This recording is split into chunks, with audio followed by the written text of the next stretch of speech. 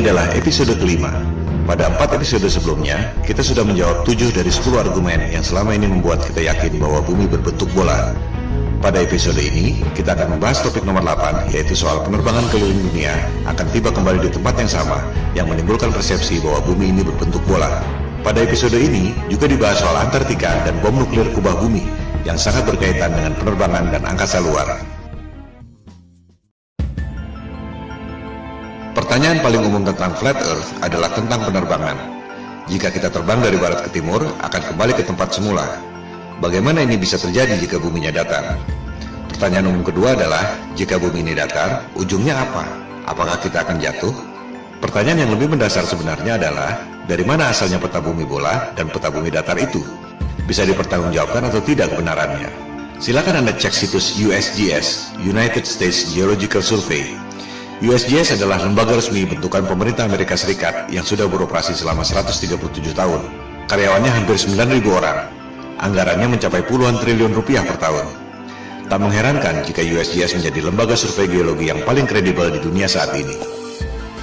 Di situs USGS tentang map projections, Anda akan melihat proyeksi peta yang disebut azimuthal equidistant, yaitu memproyeksikan peta bumi datar menjadi peta bumi globe. USGS mengatakan bahwa peta bumi datar yang diproyeksikan lewat azimuthal equidistant ini digunakan untuk membuat peta atlas nasional Amerika Serikat, untuk menentukan jarak penerbangan, serta untuk menentukan arah antena. Selanjutnya, USGS mengatakan bahwa logo PBB adalah peta bumi datar yang menjadi sumber azimuthal equidistant itu. Ini adalah bukti yang tak terbantahkan. Pada referensi lain, di Wikipedia, diterangkan bahwa peta bumi datar yang diproyeksikan dengan metode azimuthal equidistant ini membuat berbagai jarak pada peta bumi bola menjadi benar secara proporsional. Artinya, peta yang sebenarnya adalah peta bumi datar itu. Disebut pula bahwa rumus matematika untuk pembuatan azimuthal equidistant ini pertama kali dikemukakan oleh seorang cendekiawan muslim bernama Al-Biruni yang hidup 1000 tahun lalu. Kita tak pernah mendengar nama Al-Biruni, tapi NASA tahu persis dan menamakan sebuah krater di bulan dengan nama Al-Biruni Crater untuk menghormati pencetus metode azimuthal equidistant itu. Jadi jelas sekali bahwa menurut USGS, peta bumi datar adalah dasar pembuatan peta bumi bola.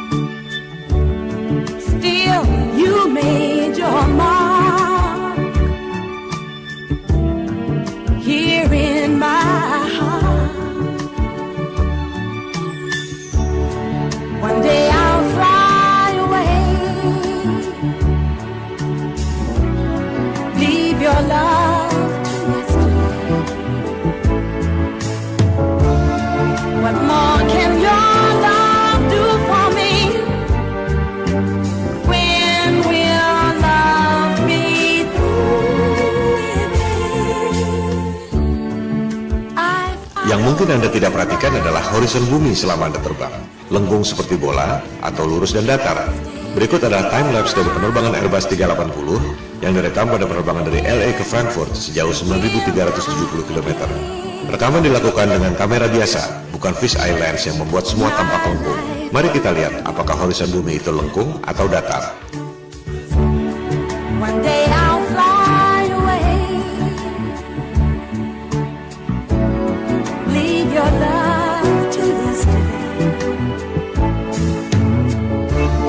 What more can your love do for me? When will love be through with me? Winding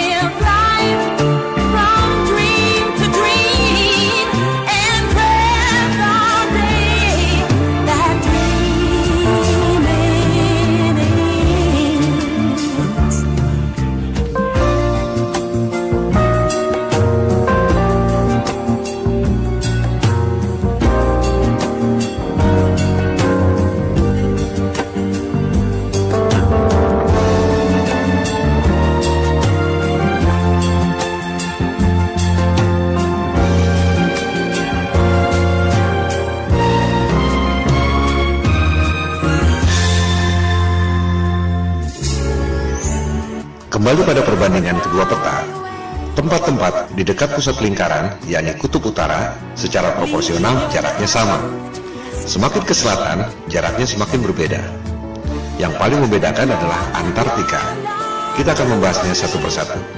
Pertama, jarak benua-benuanya dulu. Kita bisa membuktikannya dengan mudah lewat jalur penerbangan. Di selatan Khatulistiwa, yakni Australia, Amerika Selatan, dan Afrika Selatan, jalur penerbangannya tak masuk akal jika menggunakan peta globe, tapi masuk akal jika menggunakan peta flat earth. Anda bisa cek sendiri melalui berbagai situs yang menyediakan layanan tiket penerbangan. Kita ambil contoh satu jalur penerbangan di belahan selatan, dari Santiago, Chili di Amerika Selatan, ke Johannesburg di Afrika Selatan. Jika kita ambil jarak lurus di peta globe, memakan waktu 12 jam penerbangan.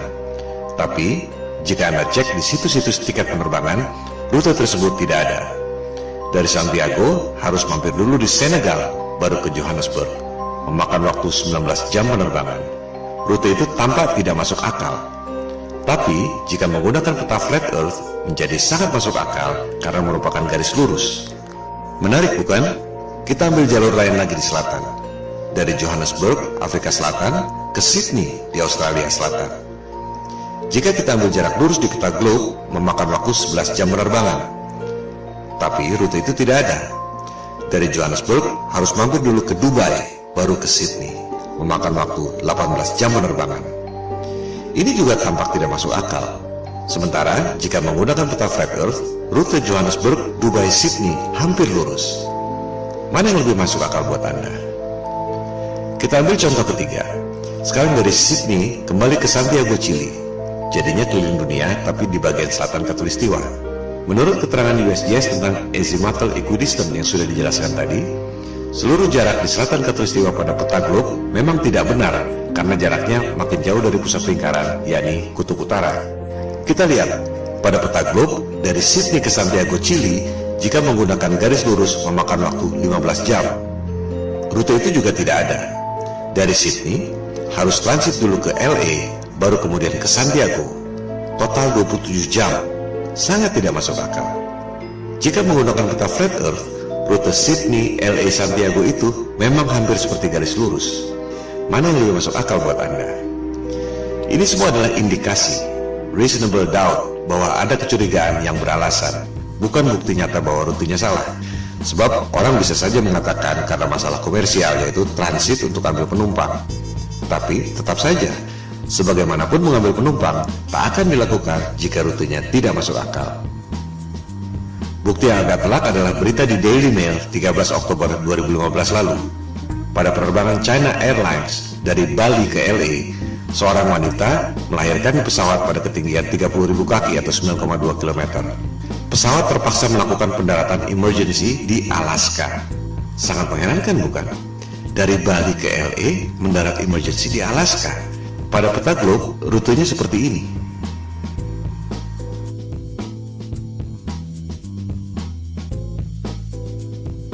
Pada peta bumi datar, rute Bali LA mendarat di Alaska adalah seperti ini. Mana yang lebih masuk akal buat Anda?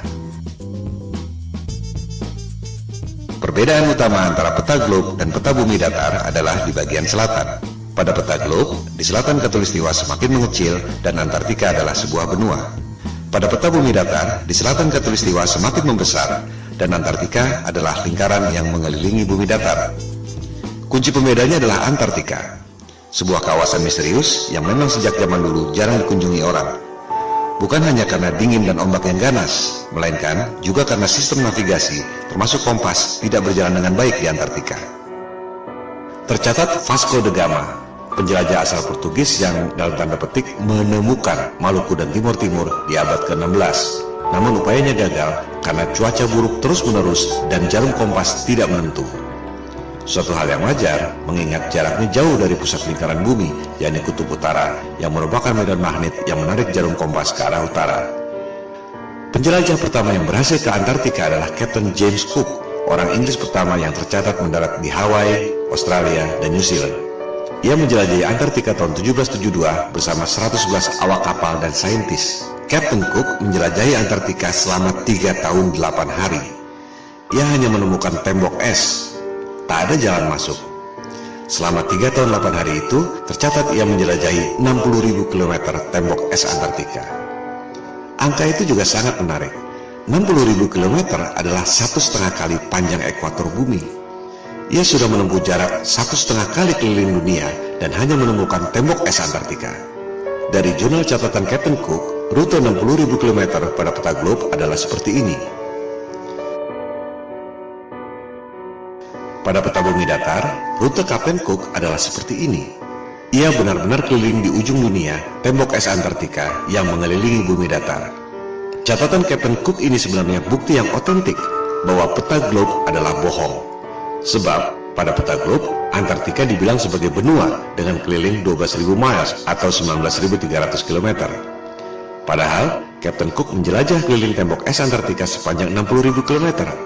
3 kali lipat dari yang dikatakan oleh penguasa global.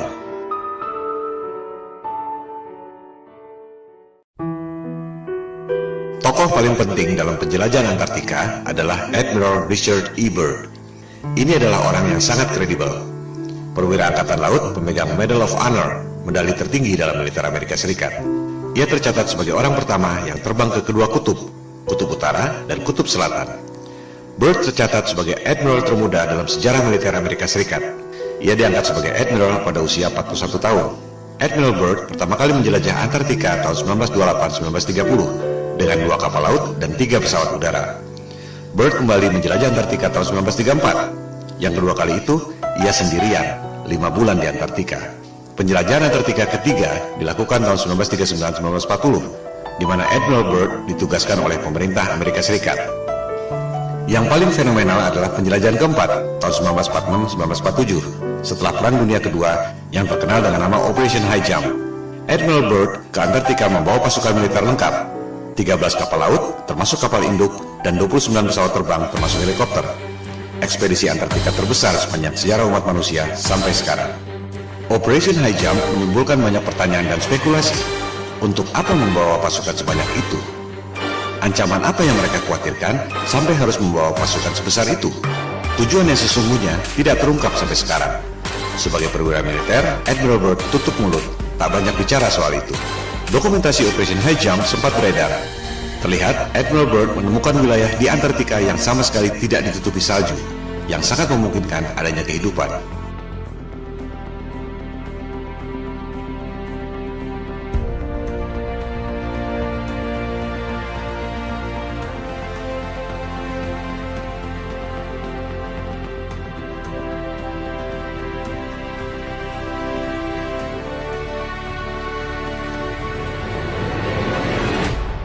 Dalam wawancara dengan harian Chile, El Mercurio tahun 1947, Admiral Byrd membuat pernyataan yang sangat mengejutkan.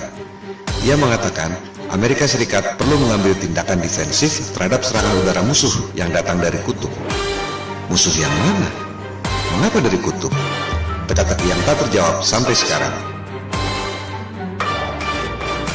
Ekspedisi kelima Admiral Byrd ke Antartika dilakukan tahun 1956-1957, dikenal dengan nama Operation Deep Freeze, untuk membangun 3 pangkalan militer di Antartika.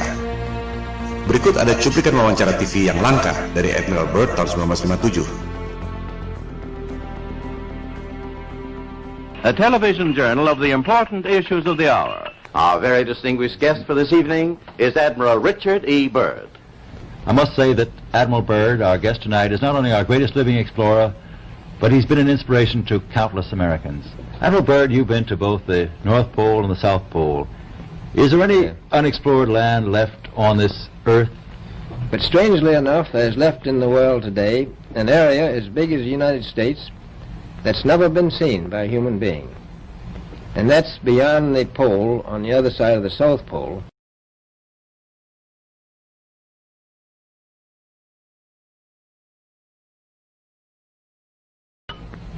We've found enough of coal within 180 miles of the South Pole, enough to supply the whole world for quite a while.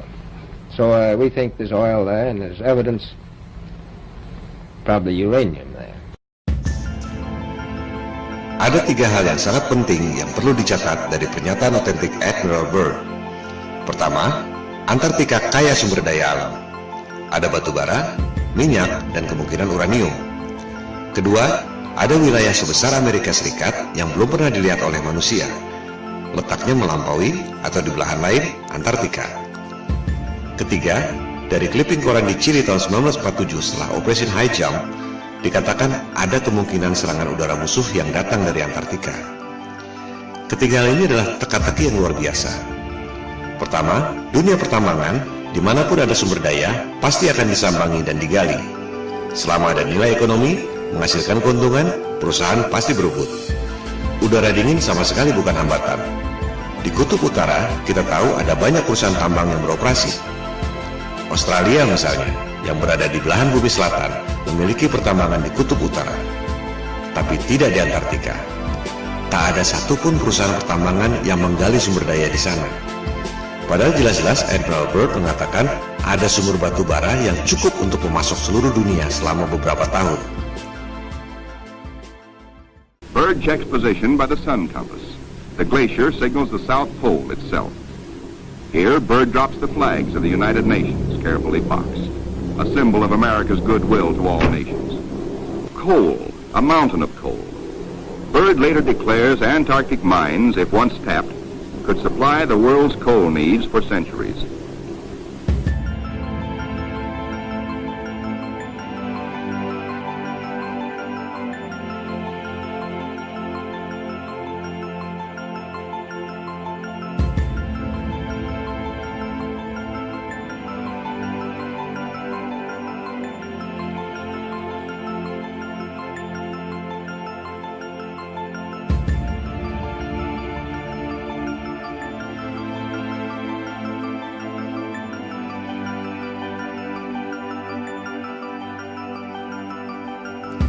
Apakah ini berkaitan dengan pernyataannya bahwa ada kemungkinan serangan udara musuh dari Antartika?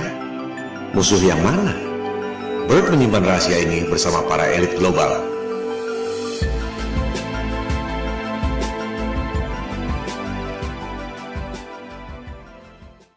Kedua, dikatakan ada wilayah sebesar Amerika Serikat yang belum pernah dilihat oleh manusia, letaknya beyond, on the other side, Antartika.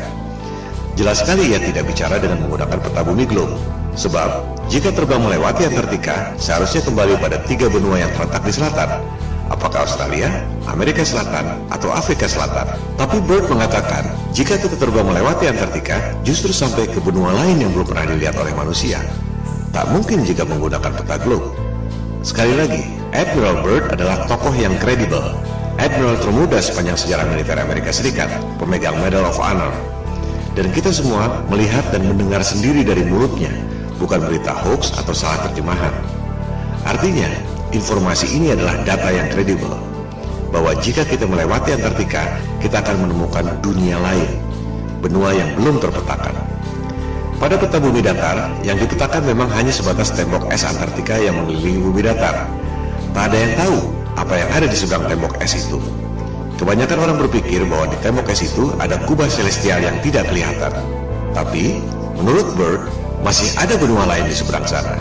Apakah ini berkaitan dengan pernyataannya tentang ancaman serangan udara musuh dari belahan Antartika? Yang sangat menarik, di Library of Congress, Perpustakaan Kongres Amerika Serikat, Anda dapat menemukan peta seperti ini. Peta itu ditemukan di sebuah kuil di Jepang yang dibuat sekitar 1000 tahun lalu. Kita lihat, yang bulat di tengah itu adalah peta bumi datar, yang juga merupakan logo PBB. Lingkaran putih adalah tembok es Antartika. Di bagian luarnya ada lusinan benua-benua sebesar Amerika.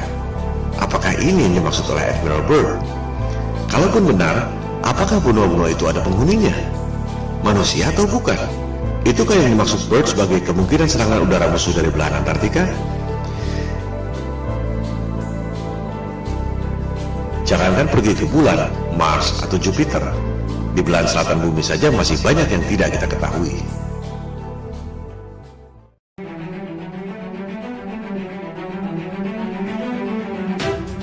Dunia berubah total setelah penjelajahan Antartika secara militer lewat Operation High Jump 1946 dan Operation Deep Freeze tahun 1957 ini.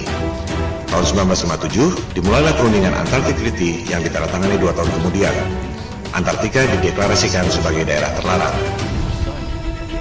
Tahun 1957 itu juga diluncurkan Sputnik, satelit pertama di dunia buatan Rusia yang menjadi pemicu perlombaan teknologi angkasa luar. NASA didirikan setahun kemudian, tahun 1958. Dari situ, dimulailah berbagai cerita tentang perjalanan ke angkasa luar, pendaratan di bulan, bisnis satelit, pengiriman satelit ke Mars, Jupiter, dan lain-lain. Yang tak banyak orang tahu, tahun 1958 itu juga, Amerika Serikat dan Soviet kompak, sama-sama membom nuklir langit selama 4 tahun sampai tahun 1962. Operasi bom nuklir langit ini dinamakan High Altitude Nuclear Explosions atau HANE. Dulu merupakan top secret. Sekarang kita bisa mengetahui detail operasi ini setelah arsip-arsip rahasia itu boleh dipublikasikan 50 tahun kemudian, yaitu 2012 yang lalu. Ini adalah 3 hal yang sangat menarik yang merubah dunia untuk selamanya. Tentu tak ada referensi yang mengatakan bahwa ketiga hal itu saling berkaitan. Sama naifnya dengan berharap tiap negara tak boleh punya rahasia militer dan strategi militer harus diumumkan lewat koran. Dunia tidak berjalan seperti itu. Kita hanya bisa mengetahui hal-hal seperti ini melalui analisis intelijen atau kecerdasan. Hanya otak intel dan detektif yang bisa mendeteksi kaitan dari berbagai indikasi yang ada. Pemicunya adalah operasi militer penjelajahan Antartika lewat Operation High Jump 1946-1947 dan Operation Deep Freeze 1956-1957. Ada wilayah baru kaya sumber daya alam, tapi tak ada yang boleh mengeksplorasi. Ada wilayah sebesar Amerika di seberang, di belahan lain, Antartika. Ada kemungkinan serangan udara lawan yang datang dari belahan Antartika. Lantas, apa yang dilakukan? Ada 3 hal. Politik, tutup Antartika melalui Antarctic Treaty 1957 yang ditandatangani 1959. Tak ada orang yang boleh lewat Antartika. Militer, Amerika Serikat dan Soviet kompak, sama-sama membom nuklir langit selama 4 tahun. High Altitude Nuclear Explosions 1958-1962. Ada tirai celestial, medan elektromagnetik, langit, atau apapun namanya yang tak mempan di bom nuklir selama 4 tahun. Propaganda, penjelajahan angkasa luar, Sputnik yang memicu berdirinya NASA. Padahal Amerika Serikat dan Soviet sama-sama tahu ada tirai celestial yang tak mempan di bom nuklir selama 4 tahun. Tak ada roket yang bisa melewatinya. Kita akan membahas ketiga hal ini secara detail dengan bukti-bukti yang otentik dan kredibel. Langkah politik menutup Antartika dan langkah militer pemboman nuklir langit dibahas pada episode 5 ini.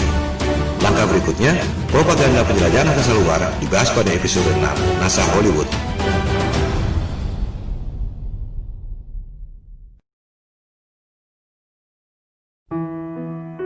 Kita mulai dengan langkah politik, menutup Antartika dari seluruh warga dunia lewat Antarctic Treaty 1959. Antartika berada di bawah pengawasan 12 negara, yaitu Amerika Serikat, Soviet atau Rusia sekarang, Inggris, Prancis, Jepang, Belgia, Norwegia, dan 5 negara di belahan paling selatan dunia, Australia, New Zealand, Argentina, Chili, dan Afrika Selatan. Ini adalah skandal.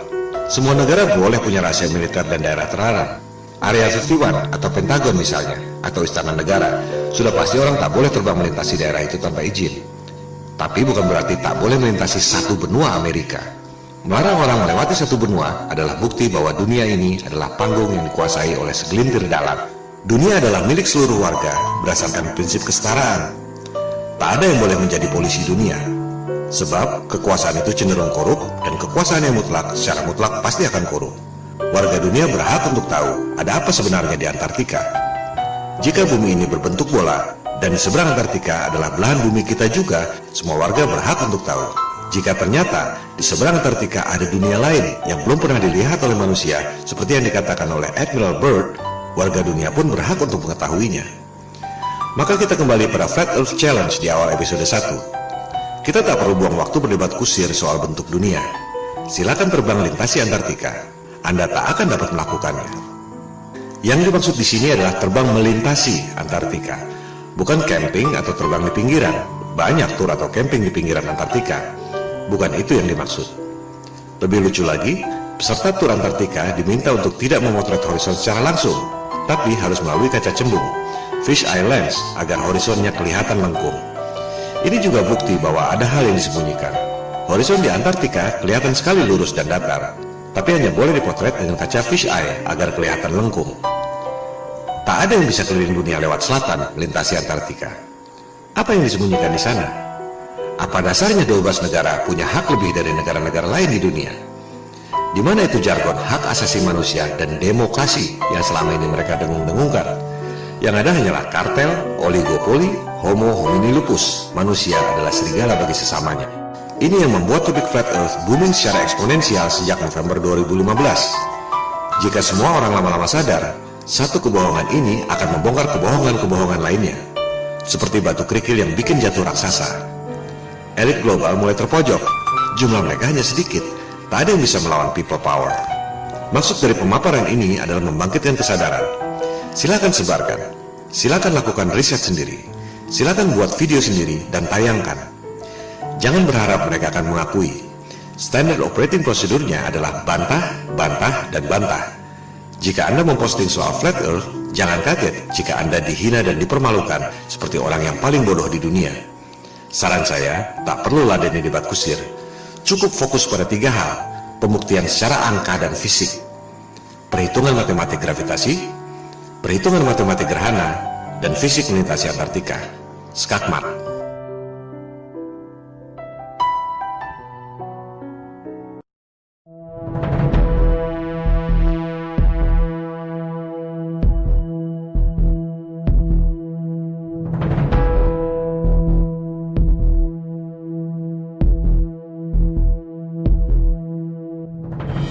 Di luar kisah-kisah drama Perang Dingin, Amerika Serikat dan Uni Soviet sebenarnya kompak melakukan operasi militer gabungan.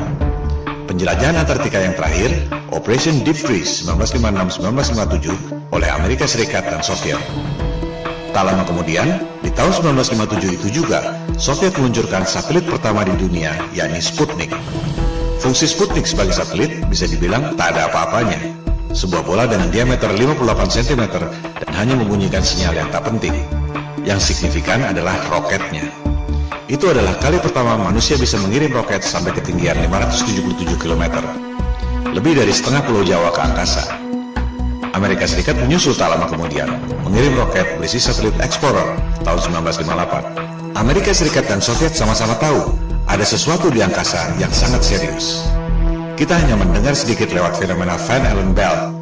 Ada medan radiasi yang menutupi bumi. Keadaan yang sesungguhnya jauh lebih serius dari itu. Begitu seriusnya, hingga Amerika Serikat dan Soviet sama-sama membom nuklir langit selama 4 tahun. Sebuah operasi militer yang sangat mahal yang tak mungkin dilakukan jika tidak benar-benar penting. Operasi ini disebut High Altitude Nuclear Explosions, disingkat HANE, dari tahun 1958 sampai 1962. Dulu top secret. Sekarang kita semua bisa mengakses informasi setelah rahasia tersebut dibuka ke publik 50 tahun kemudian, yakni tahun 2012 yang lalu. Kita bisa mengetahui nama operasinya masing-masing, tempatnya, waktunya, dan kekuatan bomnya. 1000 kali lebih dahsyat dari bom atom Hiroshima dan Nagasaki. Ini menunjukkan betapa seriusnya persoalan tersebut. Kita perhatikan nama-nama operasinya. Operation Dominic, Operation Fishbowl. Kita pahami dulu apa maksudnya.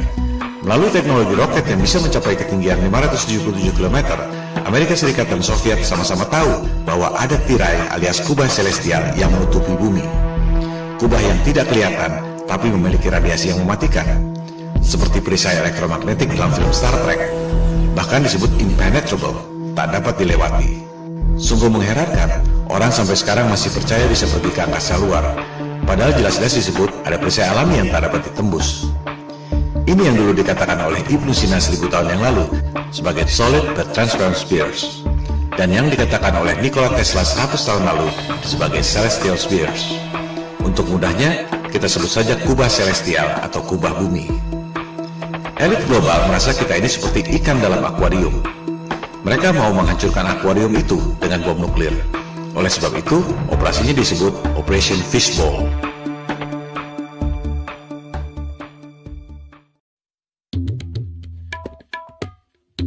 Elit global dan Freemason adalah titisan doktrinal dari Raja Nimrod yang membangun Menara Babel untuk menantang Tuhan yang menciptakan banjir Nabi Nuh.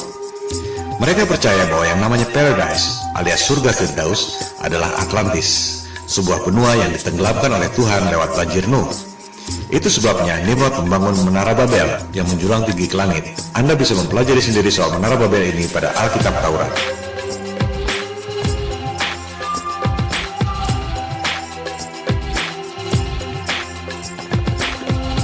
Elit global melakukan hal yang sama, Operation Fishbowl, menghancurkan akuarium alias kubah celestial yang menutupi bumi dengan menggunakan bom nuklir. Persis seperti Raja Nimrod membangun menara Babel menjulang tinggi ke angkasa untuk menantang Tuhan. Oleh sebab itu, operasi bom nuklir kubah bumi ini disebut Operation Dominic alias Operasi Tuhan. Menghancurkan akuarium kubah bumi alias Operation Fishbowl, mereka menggunakan bom nuklir yang dinamakan Thor, palu godam dewa pagan, untuk memukul kubah bumi buatan Tuhan. Terakhir beredar rekaman video Operation Fishbowl tahun 1962 yang sudah boleh diakses publik setelah kadaluarsa 50 tahun. Mari kita saksikan. Anda tak akan pernah melihat hal seperti ini lagi dalam hidup Anda.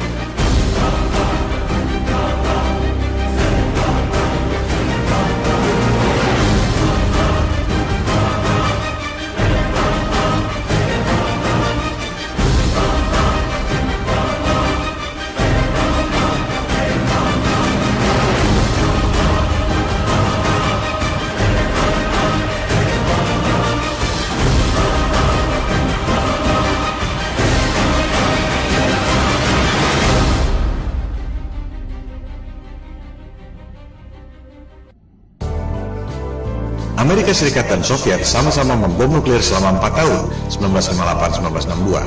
Kubah celestial tak dapat ditembus. Amerika Serikat dan Soviet sama-sama tahu tak ada yang bisa pergi ke angkasa luar. Perlombaan angkasa luar, termasuk perjalanan ke bulan, adalah sandiwara, bisnis hoax, di mana elit global mendapat keuntungan yang luar biasa dari anggaran negara. Soviet bangkrut, dolar inflasi, rupiah kita lebih hancur lagi. Elit global tak akan mengakui ini. Mereka lebih baik membunuh daripada mengakui bahwa mereka bohong soal angkasa luar. Tak akan ada resolusi damai.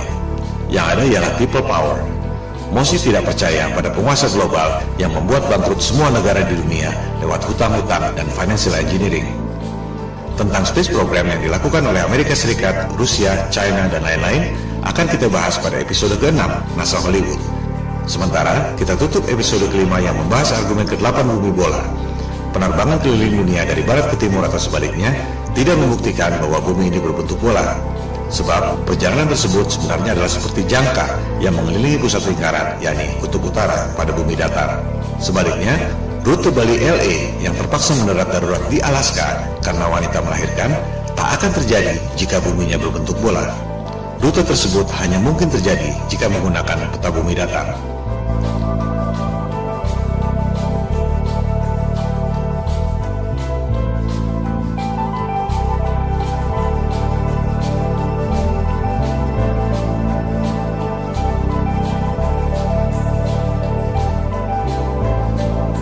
Orang bisa terbang keliling dunia dari barat ke timur atau sebaliknya. Tak ada yang bisa keliling dunia dari selatan ke utara, melintasi Antartika. Silakan Anda buktikan sendiri.